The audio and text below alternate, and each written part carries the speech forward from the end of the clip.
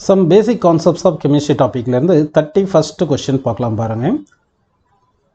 How many significant figures should be present in the answer of the following calculation சொல்லியிருக்காங்கப்பா. இது first one, second one, third one கேட்டிருக்காங்க. first one பார்க்கலாம் பாருங்க. இங்கே எல்லாமே வந்து multiplication divisionல இருக்கு.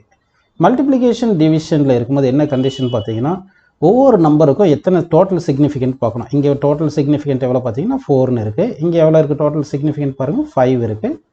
இங்கே வந்து 3 இருக்குது. ஓகேங்களா, 3 சிக்னிஃபிகண்ட். இங்கே கீழே வந்து எவ்வளோ இருக்குது பாருங்கள் 4 சிக்னிஃபிகண்ட். ஸோ மொத்த சிக்னிஃபிகண்ட்ஸு பார்த்துட்டோம். இப்போ ஆன்சரில் என்ன வரணும் பார்த்தீங்கன்னா இருக்கிற நம்பர்லேயே எந்த நம்பருக்கு லோயஸ்ட் சிக்னிஃபிகண்ட் இருக்கோ ஆன்சரில் வந்து அத்தனை சிக்னிஃபிகண்ட்டு தான் வரணும்.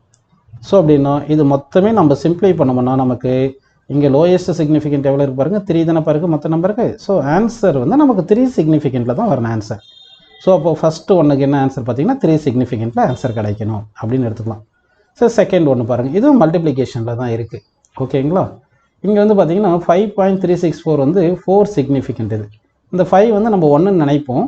இந்த ஆனால் வந்து இது 5.0ன்னு எழுதியிருக்கலாம், இல்லைன்னா 5.00 இல்லை 5.000 அந்த மாதிரிலாம் எழுதும் போது இதுக்கு சிக்னிஃபிகண்ட் நிறையா இருக்கும். நிறையானா எவ்வளோ நாளாக இருக்கலாம். ஸோ தட் இன்ஃபினைட் சிக்னிஃபிகண்ட் கூட அர்ஜூம் பண்ணிக்கலாம். அப்படின்னா இந்த 4 தான் நமக்கு லோயஸ்ட் சிக்னிஃபிகண்ட்டாக இருக்குது இந்த ரெண்டு நம்பரில். அதனால ரிசல்ட்டில் என்ன வரணும் பார்த்தீங்கன்னா ஆன்சர் வந்து 4 சிக்னிஃபிகண்ட்னு வரணும். ஓகே, தேர்ட் ஒன்று பார்த்தீங்கன்னா அடிஷனில் கொடுத்துருக்காங்க. அடிஷனுக்கு வந்து பார்த்தீங்கன்னா மொத்த சிக்னிஃபிகண்ட்டை பார்க்கக்கூடாது, டெசிமலுக்கு அப்புறம் எத்தனை நம்பர் இருக்கோ அத்தனை தான் சிக்னிஃபிகன்ஸில் வரணும். அப்போ இங்கே டெசிமலுக்கு அப்புறம் இங்கே பார்த்தீங்கன்னா 4 நம்பர்ஸ் இருக்குது. இங்கே டெசிமலுக்கு அப்புறம் வந்து 4 நம்பர்ஸ், இங்கே டெசிமலுக்கு அப்புறம் 4 நம்பர்ஸ் இருக்குது. அப்போ ஆன்சர் வந்து நமக்கு 4 சிக்னிஃபிகண்ட்டில் வரணும் அப்படின்னு அஸ்யூம் பண்ணிக்கணும். ஆக்சுவலாக இது வந்து 3 சிக்னிஃபிகண்ட் தான். அங்கே 3 சிக்னிஃபிகண்ட், இது 3 சிக்னிஃபிகண்ட் தான்.